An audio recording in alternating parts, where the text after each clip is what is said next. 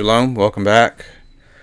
All right, we're continuing in chapter 4. The first half of the chapter was speaking about just the establishment of the monarchy under King Saul, and now we're going to start looking at King David, and we're going to talk about the Jebusite influence on the Hebrew religion. And so the Jebusites, that was just a branch of the Amorites. So there is some Amorite influence in the scripture that you may not be aware of, and we're just going to kind of discuss when we get to it what those implications could be. And again, like one of the things that I find interesting about this is, on one hand, there is some correlation with what Simon Peter says, but also one of the things that Simon Peter talks about, which I talk about a lot on here, is the corruptions that are added to Scripture.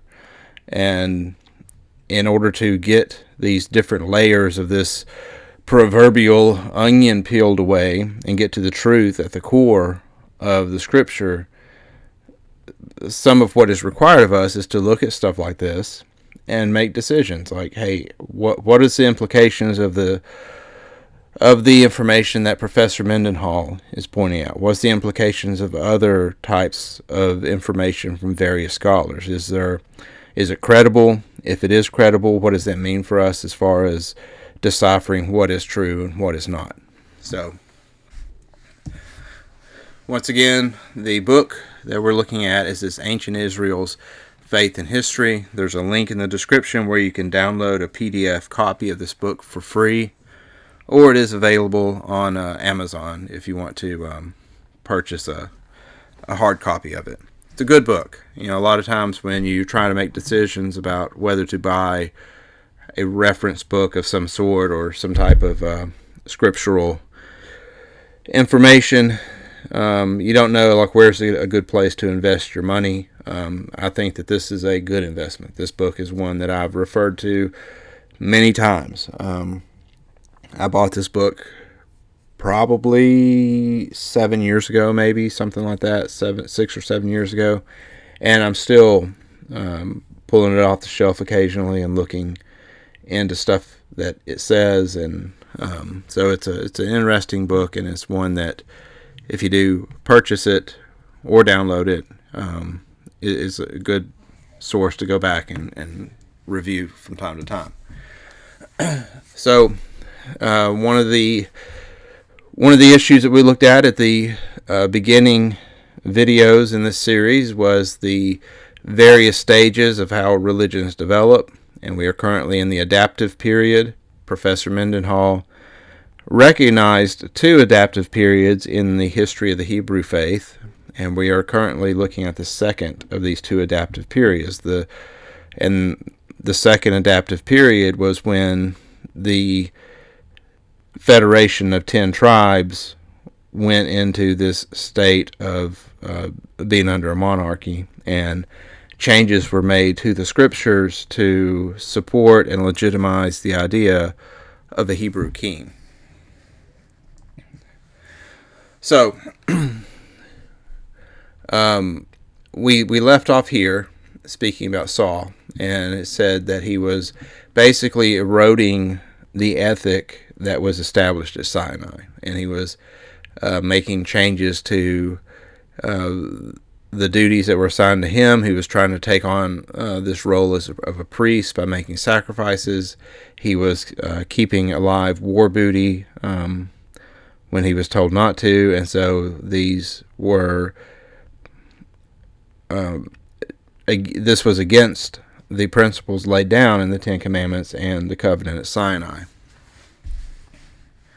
So, of course, immediately after the death of Saul, we had the rise to power of David. And so we're picking up here in the middle of chapter 4. This is Professor Mendenhall speaking when he says, "We do not know how long David was an outlaw trying to survive outside the protections of Saul's government. David even entered the service of the Philistines as a sort of vassal of the king of Goth. He was fairly typical of what in the late Bronze Age would have been called a leader of the Aparu." So Aparu was the source of the word Hebrew. And as we discussed in a previous presentation, Aparu were essentially like a stateless person, a person who might have been considered an outlaw depending on the context of his actions, but it was someone who was more or less like what is demonized today by the government as a so-called sovereign citizen. And so you hear sometimes the government speaking about these sovereign citizen movements or these militia movements or whatnot. That's essentially just a modern term for this aparu, these people who are kind of outside of the main system of governmental control. The biblical narrative, literally translated, identifies David's followers as everyone who was oppressed, everyone who had a creditor, and everyone who was discontented. But the covenant code strictly prohibited such creditors. If you lend money to my people, to the poor among you, you shall not deal with them as a creditor. You shall not exact interest from them. That's Exodus 22:25. The people in David's gang were indebted to creditors, shows that this customary law was being ignored in Israel. A man who could not pay the interest on his debts would first have to surrender the creditor his children, then his wife, and finally himself. Having fled to avoid this, the debtor's only security lay in banding together with others in the same situation. Their economic base was extortion and plunder. Around the time of Saul's death, around 1000 BC, David's gang gained control of the southern hill country town of Hebron. Elders from David's tribe, Judah, recognized him there as king of Judah, that is, the southern part of the old 12-tribe federation. Shortly after the death of Ishbosheth, Saul's son and successor, the northern tribes also recognized David as their king. Assessments of David as king ranged from Machiavellian scoundrel to a combination of saint and political genius, and there is much to be said for both portraits. The biblical story of David is, warts and all, blunt, especially from 2 Samuel 11 to 1 Kings 1. His affair with Bathsheba was no mere peccadillo. He was guilty not only of coveting and adultery, but also of committing murder to cover up his misdeeds. There is no analogy for this sort of story in ancient Near Eastern fiction, lending credibility to the claim that such traditions about David are grounded in historical memory. Shortly after becoming king of all of Israel, David seized Jerusalem. The city had a colorful cultural history long before David captured it. During the Bronze Age, the city was named Yerushalayim, which means city of the god Shalem. It was a small but well-fortified town situated on a low hill near a subterranean spring, just outside of what is today called the Old City of Jerusalem. Its entire population would have fit into an area the size of a modern city block. The Amarna letters of Abdu-Heppa suggest that various North Syrian peoples, such as Hurrians and Kashites, were settled in the city during the Late Bronze Age. Sometime during the turmoil at the end of the late Bronze Age, the native Jebusite population has seized control of the city from Abdu-Heppa's successors and renamed the city after their own tribe, Jebus, or Hebrew Yebus or Jebus. By the time David captured it, Jebus had another well-established name, Masudo Zion, the stronghold of Zion. Zion is a curious word, even though it is clearly not a Semitic word, much less a Hebrew one. It became virtually synonymous with Jerusalem in later biblical poetry. However, it is likely related to the Hittite word Zeus, or God. From the same Hittite word is derived the name of the greatest of all Greek gods, Zeus. Whenever a Hittite noun such as Zeus is preceded by a phrase such as city of, or stronghold of, or mount of, it takes a suffix nos. According to the rules of grammar, Zeus become Sionos, shortened to Sion, which later became Zion in Semitic. So this is something you're probably not aware of, that the word Zion is related to the god Zeus. or at least they both derive from the same root word, seus.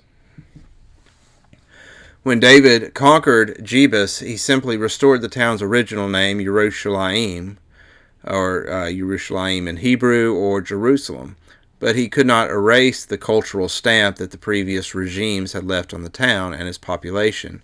Indeed, even 400 years after David, the non-Israelite character of Jerusalem was still plainly visible. The prophet Ezekiel mocked the fatherless Jerusalem by declaring its father to be an Amorite and its mother a Hittite. What the Bible does not tell us about David's capture of Jerusalem is as intriguing as what it does say. The story focuses on how David's troops gathered access to the town via a water shaft, presumably an underground shaft used to bring water to the town from its subterranean spring. But the text tells us virtually nothing about what David did to the town and its residents. There is no usable archaeological evidence for the city at this time. In all likelihood, its inhabitants, most of whom were the bureaucrats of the previous king, simply shifted their allegiance to David. The change from serving the old Jebusite regime to serving the new Israelite one probably had little impact on the daily lives of these non-Yahwists. So, this information here, it doesn't just, I think, bring into question what we might have thought about Jerusalem and maybe not understood that it was a Jebusite, aka Amorite town, but also, there's the story of Melchizedek in the book of Genesis. And so this Melchizedek, who, which God really did he serve? Did he serve Yahweh or did he serve some other God? It's just, something to think about that maybe we haven't considered before. David entrusted the military organization to the command of his cousin Joab. He could probably ill afford to trust anyone else in this sensitive and strategic position. This army essentially comprised a corps of professional soldiers or mercenaries who had formerly served the Jebusite king. The ethnic diversity of names among David's key soldiers shows that their cultural forebears had come from different parts of the Near East. These soldiers were certainly not Israelite. All that had changed for them was the source of their paychecks. The pattern is a familiar one. As long as bureaucrats continue to receive their salaries, they care little about the religious ideology of the ruling regime. Such indifference was precisely captured in the early medieval slogan, Curios Regio Eis Religio, literally, whose rule, his religion. The bureaucrats of Jerusalem undoubtedly went about their business uninterested in, and perhaps even privately disdainful of, David's ancestral faith, unless it could be exploited to their advantage.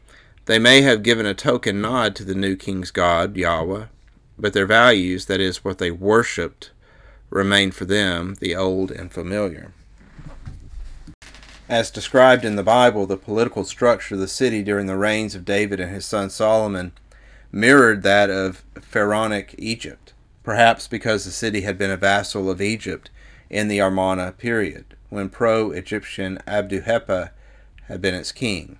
Immediately below the king was the Grand Vizier, a sort of Secretary of State who oversaw the entire non-military bureaucracy. His title was Asher al-Habayit, one who's over the house, an exact literal translation of the Egyptian title. There was also the recorder, or the Hebrew Mazkir, in charge of internal affairs and probably one of the secret police, because his counterpart in ancient Egypt was supposed to circulate among the markets and the populace, reporting to the king anyone particularly deserving of royal wrath or condemnation. The character of the Satan, or the adversary, in the book of Job, a servant of Yahweh who performs his duties by going to and fro in the earth, walking up and down on it, may have been based on this royal official. By right of conquest, Jerusalem became David's personal property and took on yet another name, the City of David. It was ideally suited to serve as his capital. Its inhabitants provided the bureaucrats that he needed to manage his growing kingdom, and it was situated on the border between the northern and southern tribes of the old Yahwist Federation. Moving the capital here from Hebron helped ensure its neutrality, due both to its new central location and to the fact that Jerusalem had never been an Israelite town, and therefore was not associated with any particular Yahwist tribe. David thus fused two fundamentally different population groups under his rule. One, the northern and southern Yahwist of the old Israelite Federation, and two, the pagans of the recently captured non-Israelite urban centers. There is almost no archaeological evidence to confirm the biblical account of the formation of the Israelite state.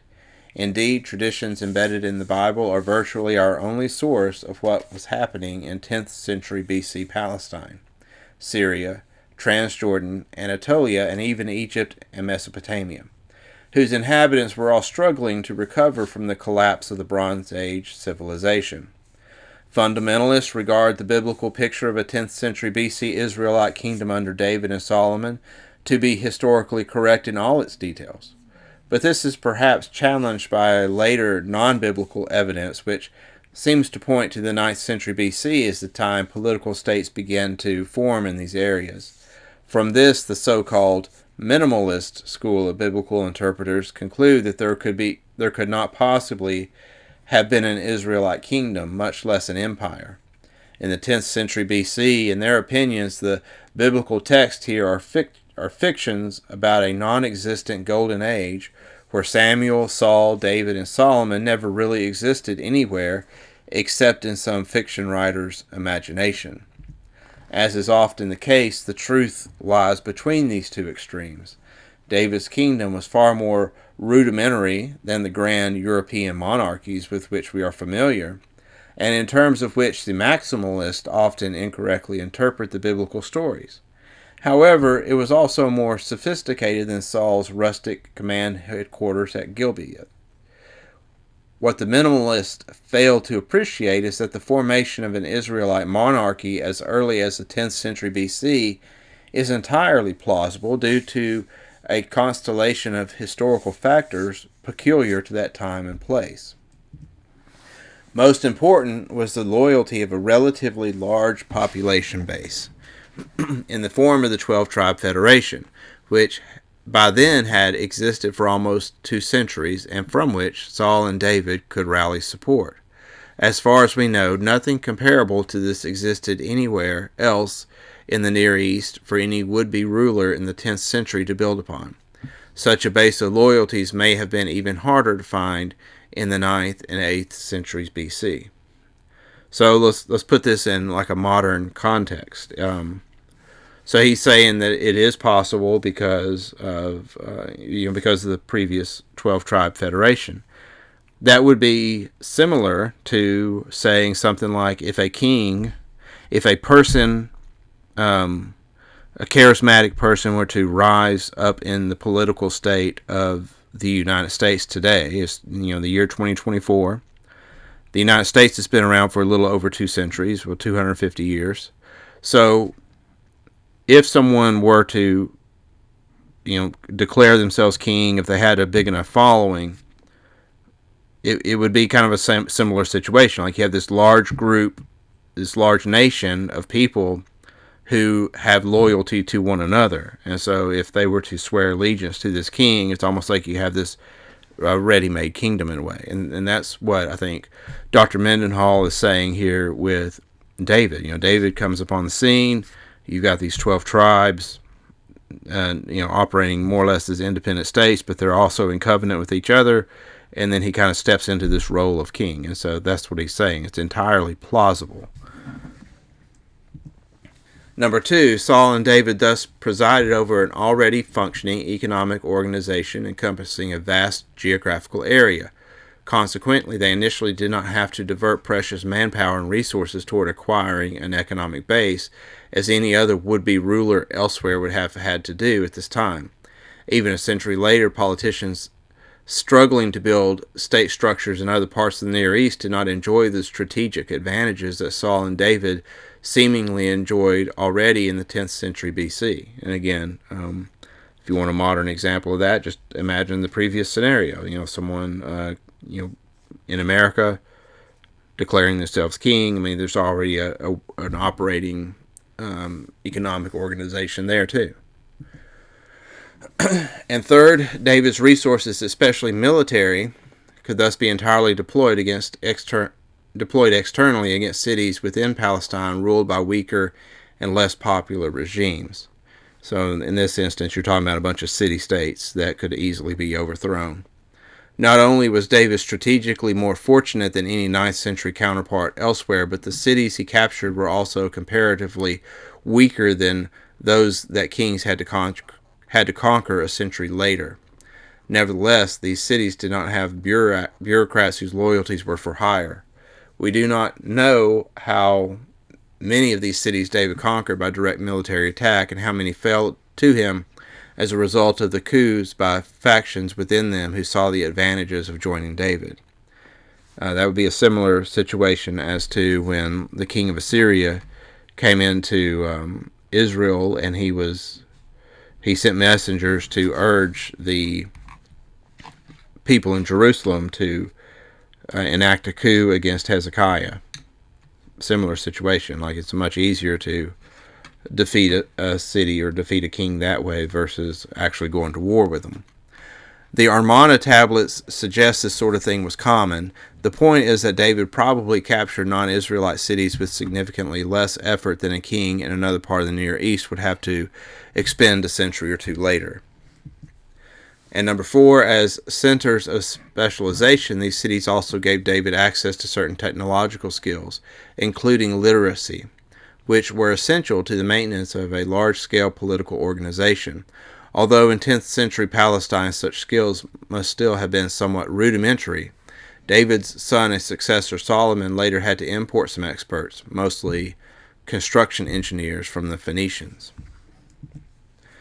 And 5, finally, David's bureaucrats, all pagans, practiced some sacred politics to help him adapt his old Yahwist traditions to meet modern demands of statecraft. They provided him with an ideology that, for a generation anyway, successfully transcended the divisions between Yahwist of the tribal villages, the economic base, and the pagans of the urban centers, or the organizational specialist. This reconstruction was the very essence of his kingdom. Sacred politics legitimized David's rule in the eyes of Yahwist and non-Yahwist alike, lending an enviable unity and stability to this infant social organization. His kingdom thus consolidated, David would have had relative ease extending his sovereignty into Transjordan, overpowering the petty regimes controlling Edom, Moab, Ammon, and Damascus. The official implementation of sacred politics probably began with the recovery of the Ark of the Covenant and its relocation to Jerusalem. This was a symbolically significant declaration that the old Yahwist traditions had a future here in the non-Yahwist city of Jerusalem. The sanctity of the Ark of the Covenant may have been reinforced at this time by a scribal addition to the Sinai tradition, in which Moses, Aaron, and Aaron's sons and 70 tribal elders are portrayed taking a trip up Mount Sinai to receive a divine revelation concerning the proper design and construction of this ark. Many other techniques associated with sacred politics were used not only to present the new Davidic regime of Jerusalem as a legitimately authorized to wield power, but also to consolidate further the unity between the Israelites and the non-Israelites of the kingdom.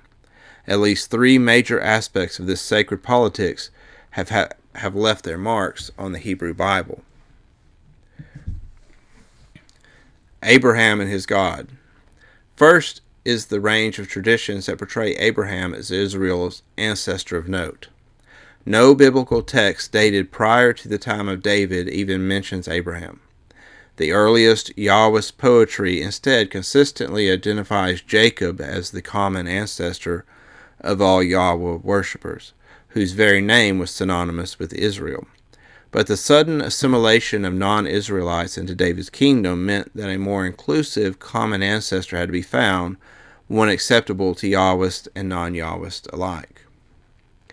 So when I was putting together this presentation, I initially left off some of the paragraphs here where he's talking about Abraham, and I ended up going back in and reinserting them because I'm not saying that I agree with everything he says. I think that maybe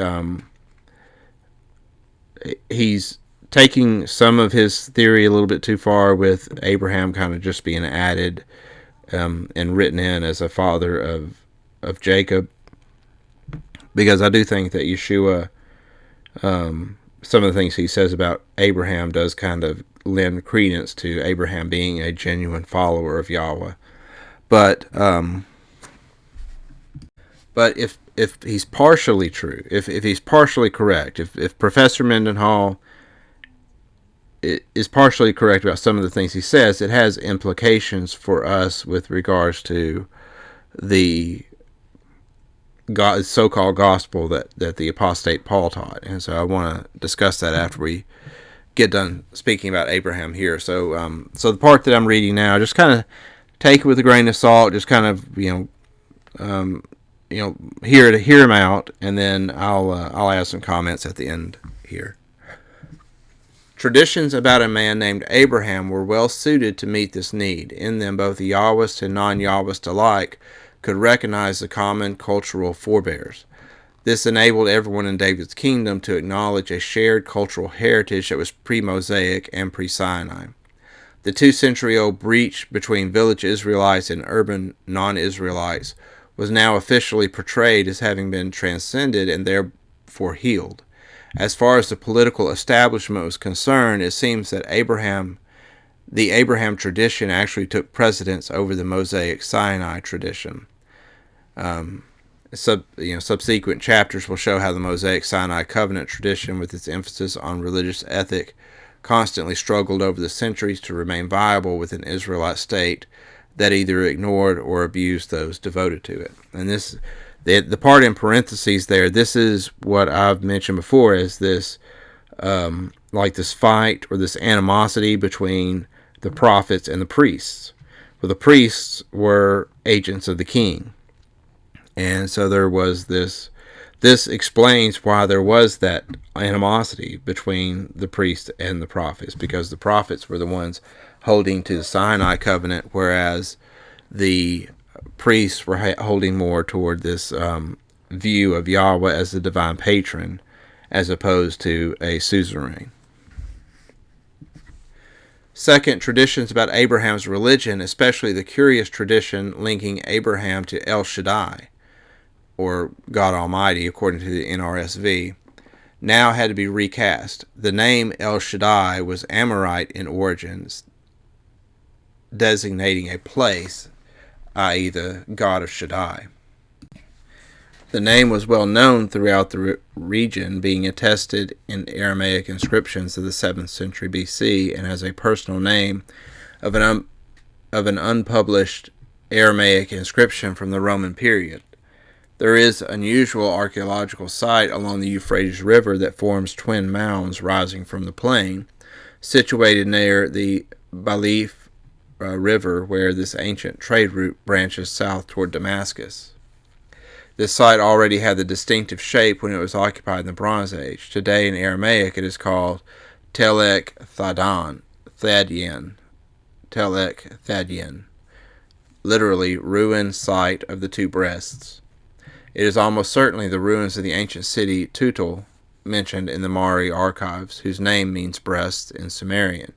The local Amorite equivalent would have been Shaddai, two breasts.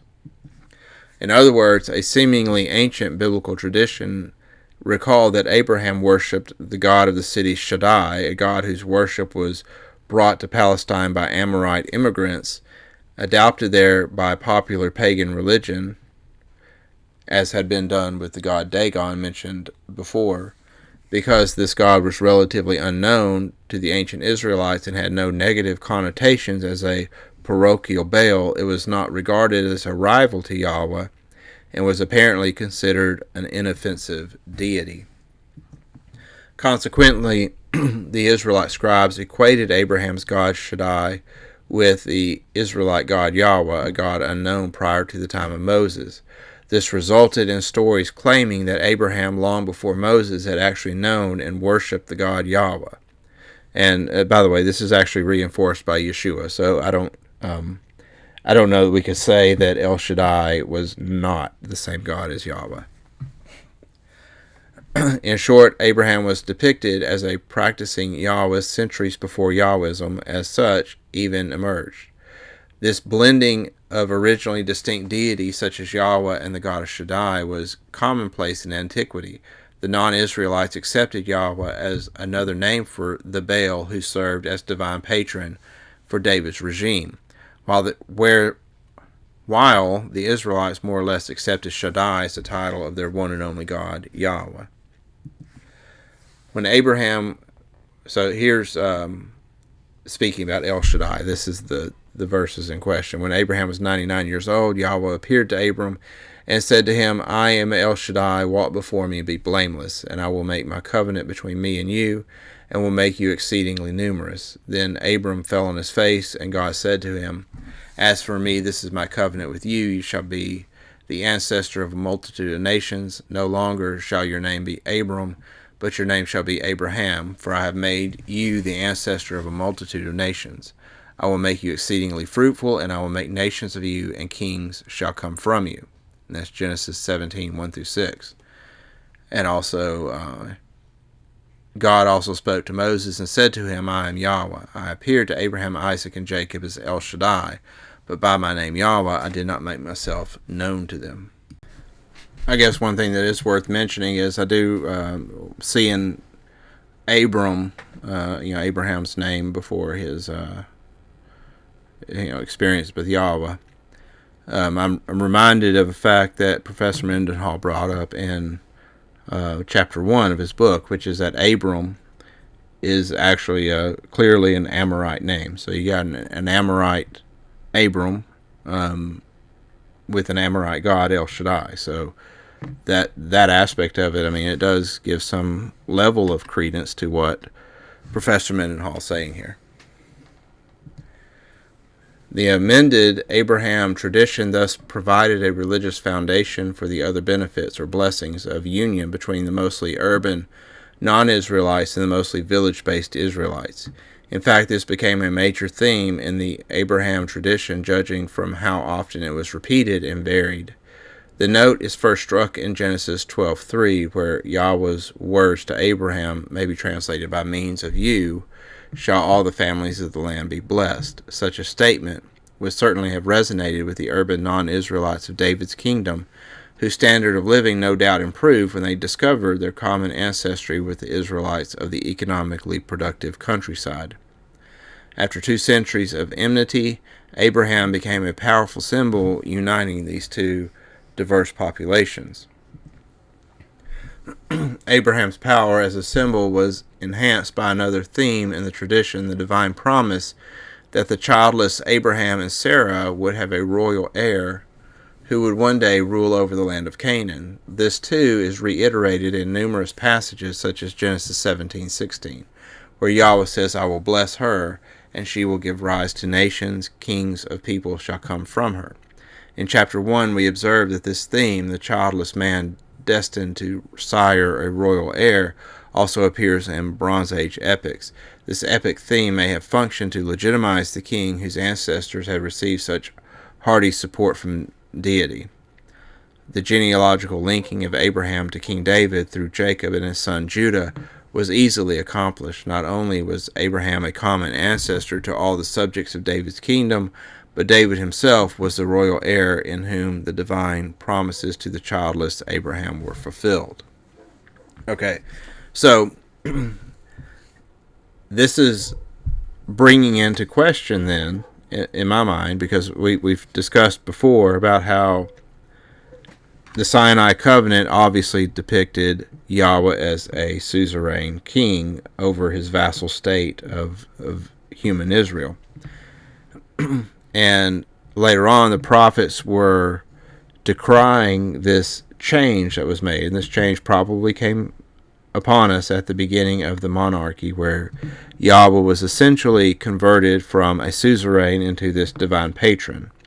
The divine patron would be the type of deity, which was basically like a fan that would always root for the Israelites. That he was it required no obedience on behalf of the Israelites. They just had to show up, and God's going to bless them essentially. So if what Professor Mendenhall is alluding to here is true, and that this promise between God and Abraham was not reality, that this was something that was devised by the Jebusite scribes to give legitimacy to David, then that brings into question, or it doesn't bring into question it for me, because I think Paul's illegitimate, but Paul bases his entire gospel upon this promise to Abraham. And you can see that in the 3rd chapter of Galatians. I'm not going to read through all of this, but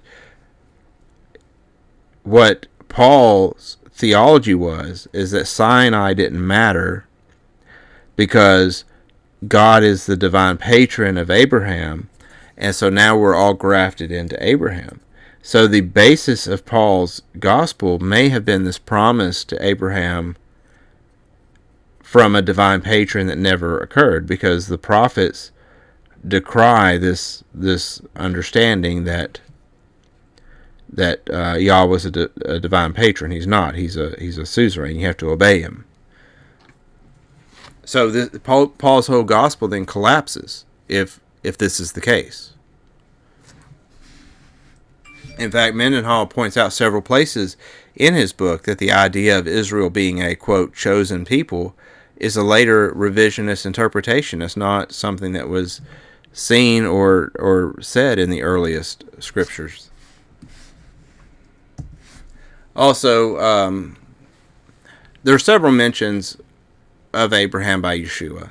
Matthew 8:11, I tell you, many will come from the east and the west and recline at the table with Abraham, Isaac, and Jacob. So, among others, you can pause it and read all these if you want to.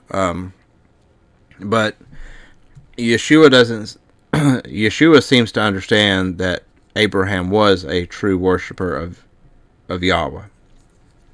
So, I don't know, like, if Professor Mendenhall was trying to make the case that he wasn't, which is what it kind of sounded like, that it was a reinvention to understand Abraham to be a worshiper of El Shaddai, which was Yahweh.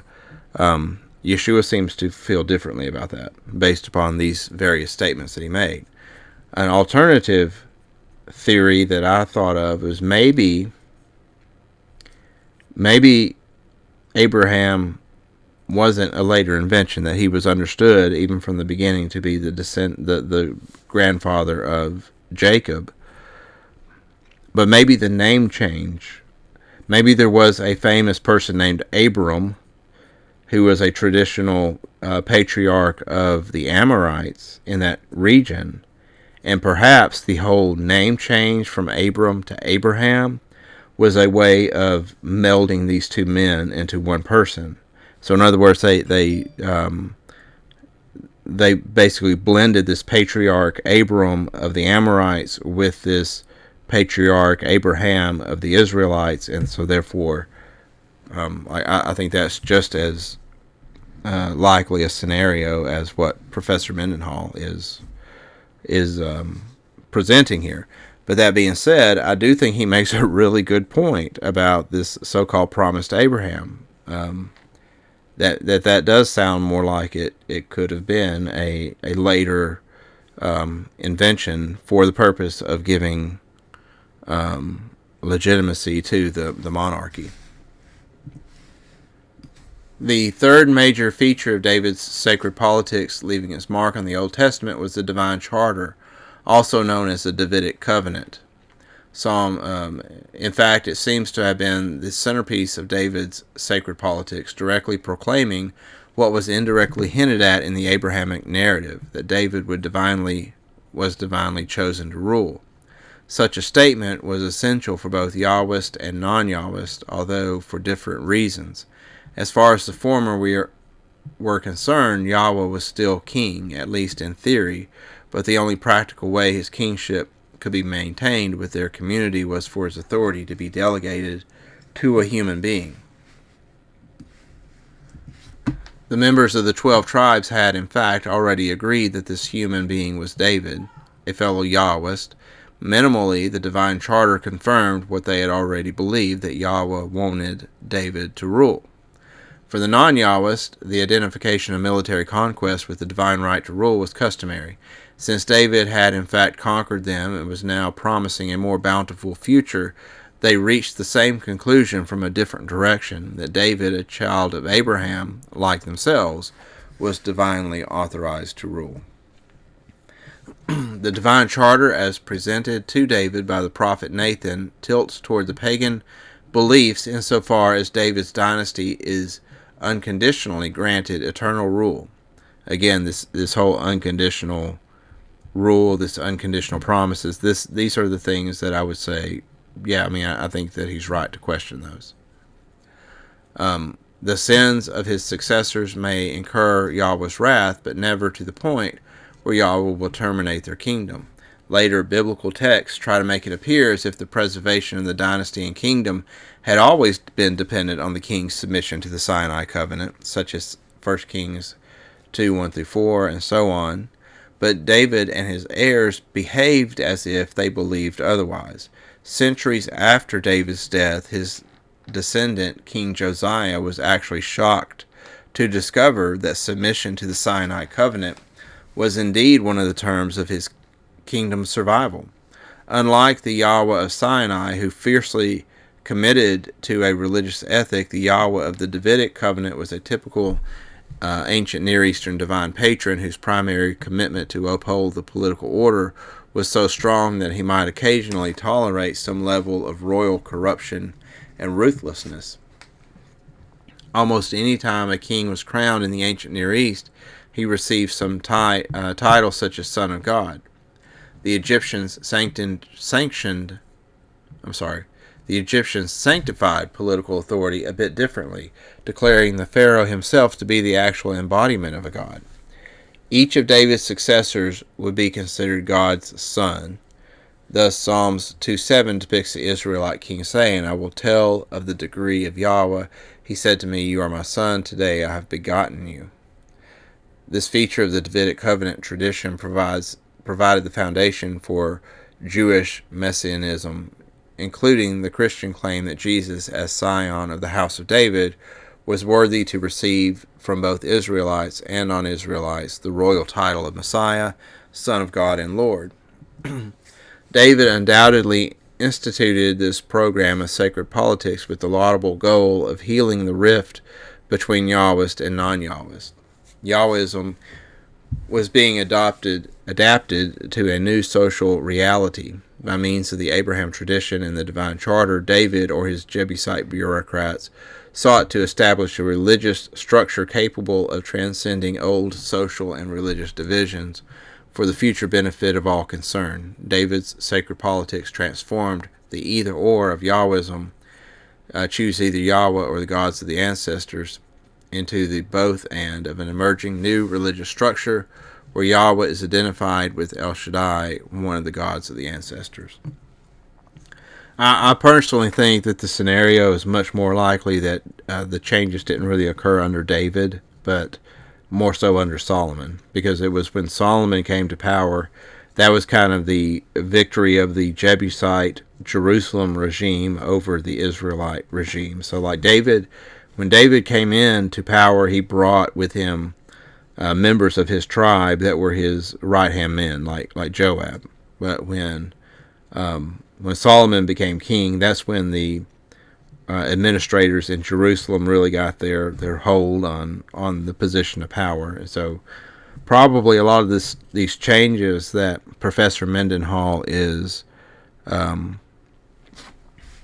crediting to David really probably, I would think, came more into play in under the reign of Solomon and some of his successors.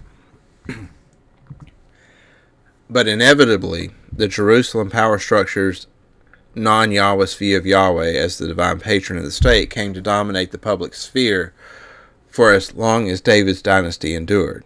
And I would personally say that I think that this idea of Yahweh as a divine patron still endures.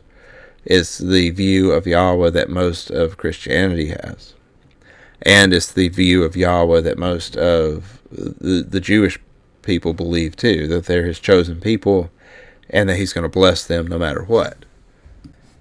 This is why the author of Judges chapter 1, writing in its waning days, could accurately say Jebusites have been living in Jerusalem right up to this very day. Certainly, their pagan way of thinking remained influential in Jerusalem affairs long after David had died. Solomon's mother Bathsheba was the widow of Uriah the Hittite, a soldier whose North Syrian forebears 2 or 3 centuries earlier may have settled into the service of the king of Jerusalem. Uriah was certainly not a Yahwist, although in 2 Samuel 11 he is portrayed as a man of principle, whose ethical standards were far superior to those of the Yahwist David. Bathsheba's name literally means daughter of the seven, suggesting that she was named in honor of the Pleiades, goddesses favored in North Syria. Like Uriah, Nathan the prophet, and Zadok the priest, other Jerusalem characters exercising influence over David, Bathsheba was likely a member of a prominent non-Yahwist family in Jerusalem who now, quote, belonged to David.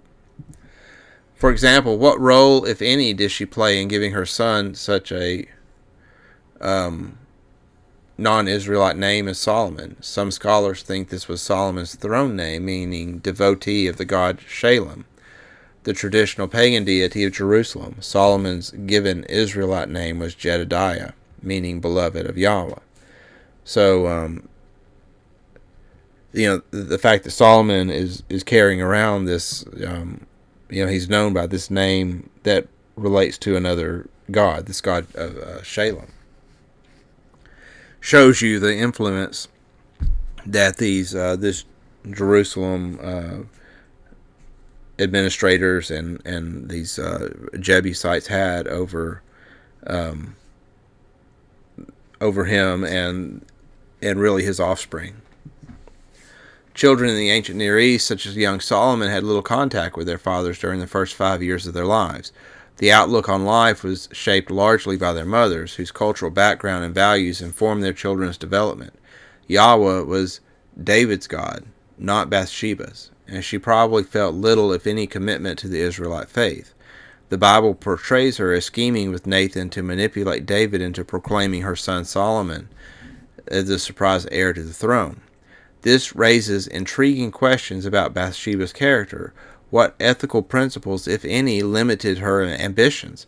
How calculated had been her actions years earlier, with her husband off at war and David experiencing marital problems when she undressed one afternoon in full view of the palace?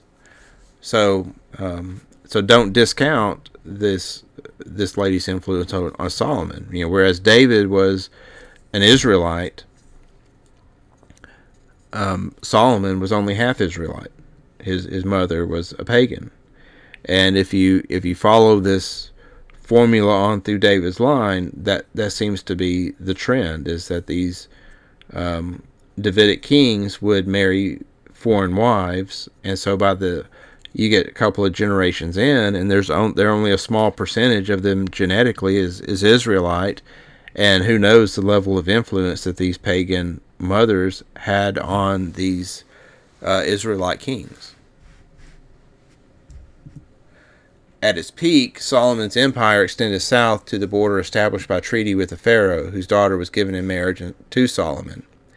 This means that, at least for a while, the Philistine regimes of coastal Palestine recognized Solomon as their nominal overlord. To the northwest, he established a border by treaty with the Phoenician king of Tyre. To the northeast, his rule extended as far as the Euphrates River, a feat that is not really as impressive as it appears on the map. Like the Philistines, the ruling family in Damascus simply recognized Solomon's nominal sovereignty. Even today, the 200 miles of steppe land between Damascus and the Euphrates is home to only a small handful of settlements and defenseless shepherds who can easily be ruled by a dozen or so policemen. There were simply no other political regimes in the area during Solomon's time that could have challenged his tax collectors. So in other words, even though Solomon had this huge empire, large parts of it were more or less sparsely populated. Aided by architects and engineers supplied for a price by the king of Tyre, Solomon's construction projects in Jerusalem included the first temple to Yahweh, a new palace for himself, and extensive military fortifications. This ambitious program also necessitated the unpopular policy of forcibly conscripting laborers from the northern tribes of Israel, overextending both his economic and moral resources. In order to settle his debt to the Phoenician king, Solomon was forced to cede to him control of 20 Israelite villages in Galilee. Solomon also faced a rebellion of some Israelites led by one of his own bureaucrats, Jeroboam. His empire, always somewhat ephemeral and precarious, was gone within his own lifetime. Shortly after his death, around 922 BC, his own kingdom was rent by civil war and split into two rump kingdoms, each no larger than a typical American county.